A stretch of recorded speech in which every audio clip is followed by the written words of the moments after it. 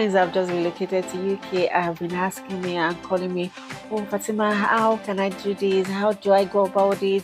What do I do next? And everything like that. And why I know it can be quite overwhelming, traveling overseas, especially coming to UK, because I've been there myself. I can remember when I first came to UK and I fill so many forms, I have to do so many tasks, and it was quite overwhelming. And for that particular reason and so many more, I thought it would be good to do a video on the things you need to do immediately you arrive in UK, just so you can get on it smoothly. Okay guys, my returning subscribers, thank you so much for coming back here. Thank you so much for joining us again. And if you're new here, my name is Fatima Sani, and I'll be sharing information just like I'm about to share today, just to make your stay in UK a wonderful one, a smooth ride. And I've also been sharing information on different immigration or visa routes that are available in UK just now. So guys, I implore you to watch this video to the end, just so you can note down some things if you're coming to UK. And if you just arrived in UK, good, fantastic, congratulations. Then you should watch this video to the end, just so you know step by step what to do the moment you get to UK. Okay guys, thank you so much for doing that, and thank you so much for subscribing. So if you're just arriving in UK, my assumption will be that before you come to UK, you would have sorted out your accommodation. Be it a temporary accommodation, it could be like you getting an hotel or getting an Airbnb to like settle in. And if you're a student, you could also consider university accommodations, but you could check their deals as well, because they can be quite expensive. But if you think university accommodation is not the best for you, coming in initially, just ask people around. If you have families or friends around or in UK, just ask them if they could help you get an accommodation, or if they could help you search for an accommodation before you arrive. Okay guys, accommodation is very important. That's where you want to stay when you get to UK.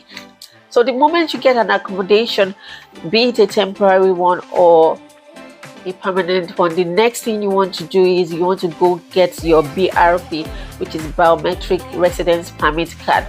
Your biometric residence permit card is more like a secured card that's going to be issued to you the moment you get to UK, but you have to go and pick this card up at the nearest post office to you, or probably at the point of your visa application. You would have filled in where you want to collect your biometrics card. If you're an international student, some people might have filled getting this biometrics card from the university. So if you've got your visa letter, you should have like details about this biometrics card there. Okay guys, number 2 is your biometrics card. The third one is, see, what I'm saying in this video is not in any particular order, but just so it can help you overall. The third one I'm going to talk about is the SIM card. You want to get your phone SIM card. And from what I've heard from friends recently is that some people got SIM card from home country, which is Nigeria. Some people got their SIM card at the visa application center. But if you don't get your SIM card at the application center, some people said they've gotten SIM card at the airport. So we have SIM cards like Lebara, Leica, GiveGab, different network providers. The moment you get the SIM card, put your SIM card in your phone, call family members back home to let them know that you've arrived in UK. And the next thing you want to do is you want to start planning yourself. I would say most importantly with the SIM card, once you get this SIM card, you don't necessarily have to like go with the deal you're given at the moment. Just make sure you search for the best deal, because to be honest with you, when you're just coming to UK, you're not going to be making a lot of local calls in UK, because you probably don't know so many people. What you need most importantly is a net on your phone, because you need this internet just so you can move around. Talking about bus time, so many things, you need this internet. So make sure when you're searching for a good deal, you're searching for like a good internet deal. much more than minutes of talking on phone, because you probably won't need that. If you have a good internet deal, you'll be able to do WhatsApp call with people back home without even spending so much. So guys, that's the next thing for you to do. So immediately you get your SIM card, and if you're a student, I will advise you to go to your university to start your enrollment and your induction into the university. You want to enroll for your course, and to do all the registration you have to do in school. Okay guys, the next thing you want to do is you want to open a bank account. Guys, I know as an international person, you're coming in with a lot of cash, but it is not advisable for you to be moving around with a lot of cash, because anything could happen. Nobody's going to steal the money from you, or nobody's going to rob you. But what if you lose money? What if you lose your bag or things like that? So guys, it's very, very important you open a bank account. And how do you open a bank account? What you do is go to the nearest bank next to you and go with your biometrics card, go with your passport, and if you're an international student, go with your letter of acceptance into the university, or a letter you get from the university. And with that, you can open a basic student account.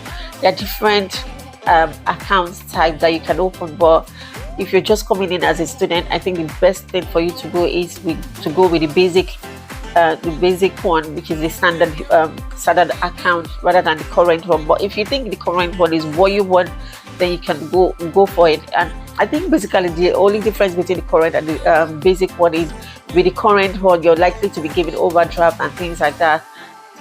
And the basic one is just like a normal one. You probably won't have overdraft, and you won't be paying any fee on it. So guys, check the deals, check what works for you. Okay guys, so after your bank card, what then you need to get? You want to get an NI number. But I must say, if you need to get an NI number, then you must have a permanent address, because if you're going to send an NI number to you, then it has to be sent to your permanent home address. So I'm assuming at this point you've already sorted your accommodation, you have a permanent home address whereby you can get your correspondence. So guys, you apply for NI number. And how do you apply for NI number? You just go to gov.uk and type in national insurance number. National insurance number is a number you need before you can work in UK.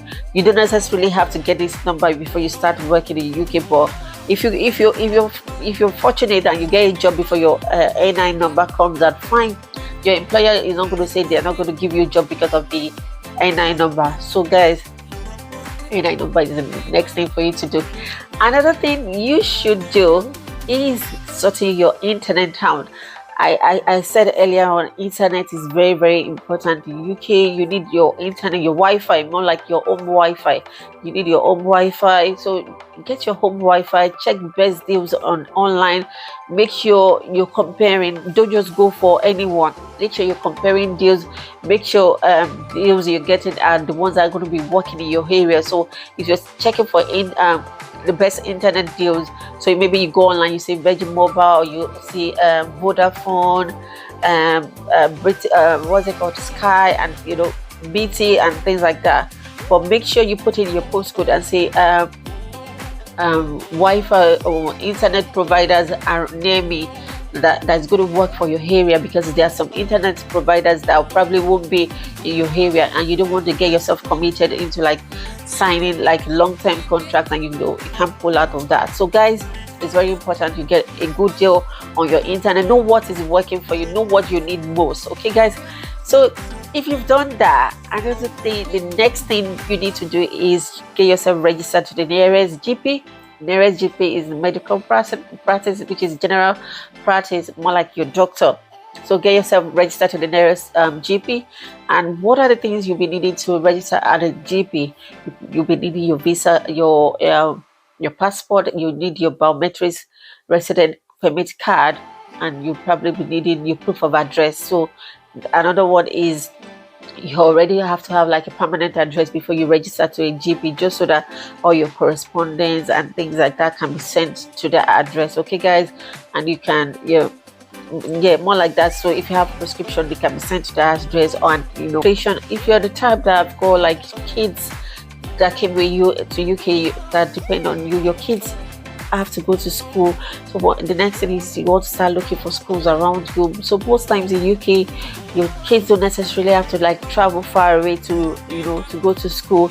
Most schools are going to be within your catchment area. So most schools are going to be within your postcode. So if you move to a particular area, then you know you're going to start looking for schools around you. Okay guys, so that's another thing you're going to do. And lastly, what you need to do the moment you get to UK is to get yourself registered, get your voting electoral registration done. Electoral registration is very, very important in UK, because with this, it's going to, like, in the long run, help with your credit rating. And for some reason, even if you're going to like you need to, I said it's going to be, is very important for your credit rating. You also need it for your say, like, if you want to get a mortgage in the near future. Those are the things you'll be needed to like so those are the things they want to consider to get you on your mortgage route and things like that. So guys, this brings me to the end of this video. And if you really like this video, please give thumbs up. If you if there's anything you think I've not covered in this video, or you think it doesn't really it's not really clear and you want me to provide more clarification, then drop me a comment and I'll get back to you.